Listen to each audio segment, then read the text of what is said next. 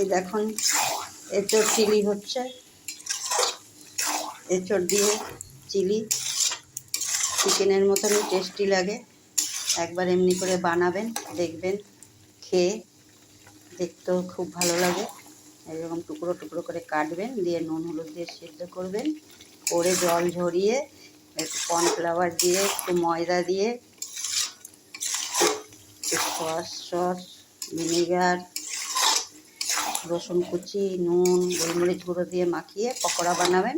বানিয়ে তারপরে পেঁয়াজ বড় বড় করে কেটে দেবেন, একটু ক্যাপসিকাম কেটে দেবেন সাদা তেলে, দিয়ে একটু গোলমরিচ গুঁড়ো রসুন কুচি একটু আদা কুচি দিয়ে আর tomato sauce chilli sauce soya sauce একটু ভিনিগার দিয়ে একটু সামান্য মিষ্টি দেবেন, নুন দেবেন, দিয়ে দেবেন বানাবেন, পকোড়াগুলো দিয়ে দেবেন, দিয়ে দেখবেন তৈরি হয়ে যাবে চিলি এঁচোড়।